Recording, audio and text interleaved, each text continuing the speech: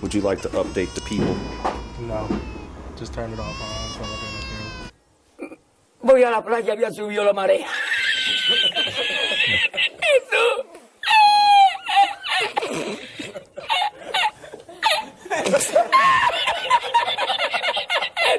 And been thinking, like, the end of that video said there'll be an update in August. And you notice that update never came. And then you probably were thinking, them niggas broke that car. Yeah, okay. He was working on it. But that's besides the point.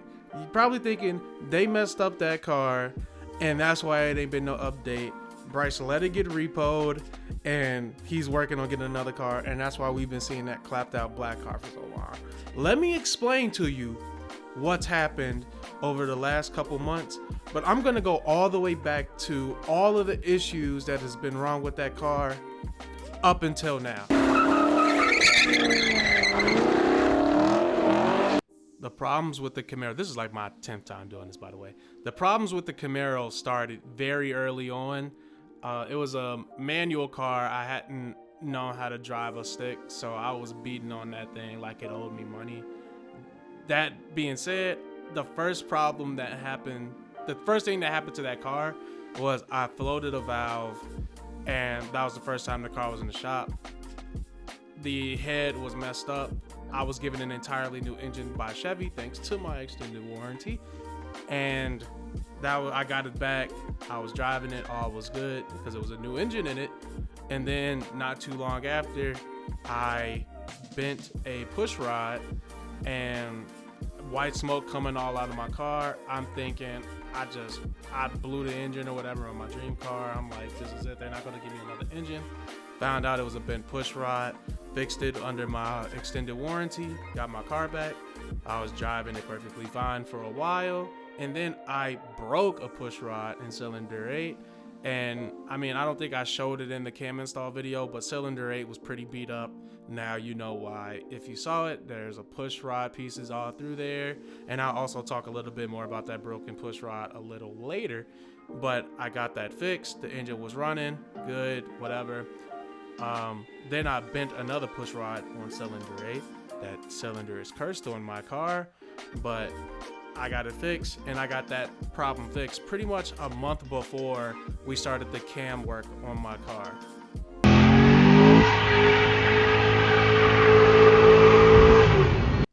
All right, so when it comes to the cam, I was hoping that all of the bad was done.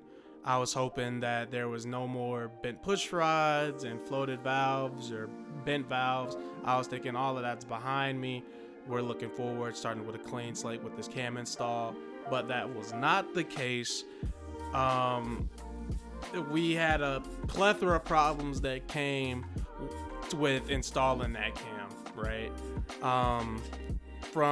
Because I mean, like, I'm not even gonna get to explaining it yet. For those that have watched the first cam install video to the last one, you would have seen that it took 3 months for us to get that cam in. We were missing tools that we had to source out and wait for to get delivered.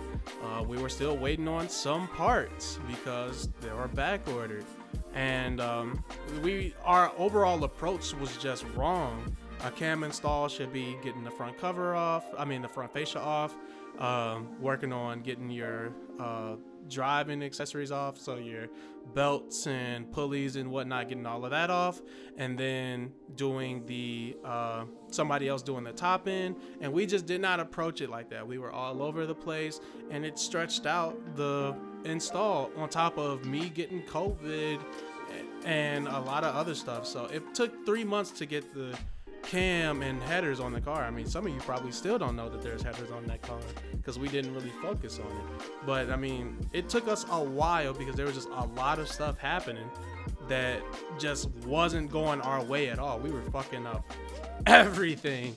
And I mean, it's just when you do these, if you want to do it yourself to try and save money, just make sure you do it right. I mean, I'm saying now we fucked up, but I mean, if you go back to our videos and watch the cam install, we explained what we were doing and we explained our fuck ups.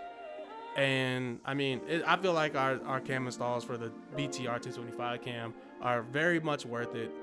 But that's besides the point. That's all the stuff that we encountered during that cam install and how we overcame it, and on to the next thing.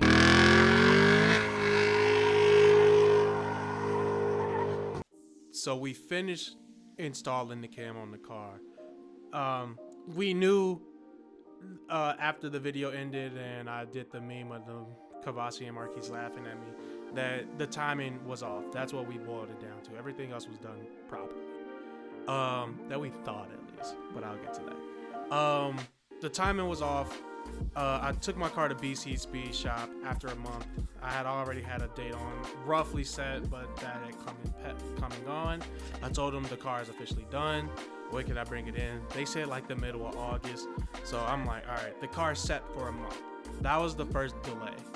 They reached out to me saying that we can get it in a little bit earlier, but nonetheless, the car's set for about a month. We get there. They finally get to it after a day of us just fucking around and having fun. There are a bunch of cool guys there, and I would definitely recommend that shop, but I'll get to it. There might be some caveats, but I don't know yet. So they finally get to my car that day. It doesn't start. It's more than just the timing being off there, saying they heard some other stuff, and I'm like, all right, keep the car, just work on it. They told me they can get to it in about 2 weeks. 2 weeks comes and goes. They aren't telling me anything about the car. They didn't even get to it yet. So I'm eventually just saying like, get to it pretty much. And me telling them to get to it and reaching out, asking for like updates and whatnot, that happens for months. Like I said, they got the car, I want to say August 3rd. They didn't really start working on the car until November. In November/December, they tell me that there's metal in the oil pan from the broken push rod and some grit or whatever. And they're like, we can get it running. We can clean off what we can up just from like the oil pan. But they're like, that's the cheapest route. Or they're like, we can rebuild it and whatnot.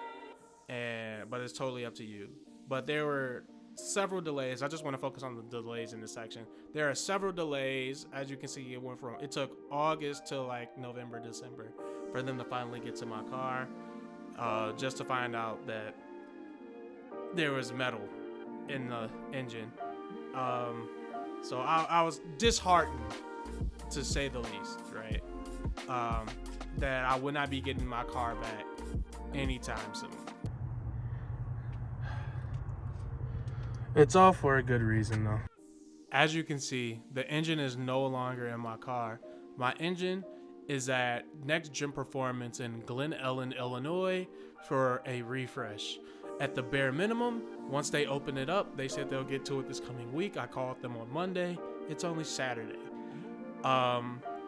They're going to open it up, and hopefully there's not a lot of damage to it. If there's literally nothing and I just need a new piston, I might just have them do a factory refresh, get the new piston, home the cylinder walls and whatnot, call it a day. But if they say there's enough damage to warrant multiple new parts, I'm going to go the forged route. I'm gonna get forged pistons and rods, and then I might do some stuff with the heads as well, even though there's a new top end on the heads because of the cam install kit. But that's where we're at now. So I'm just gonna roll this into when I expect the car to be back. If all goes well, there's no more delays when it comes to like ordering new parts. If I need multiple new parts for the refresh of my engine, I'm hoping that the car will be back either March or April, May at the latest. I want my car back by the summer. So what it really boils down to is having my money ready to pay for the engine refresh and the rest of my dyno tuning with BC.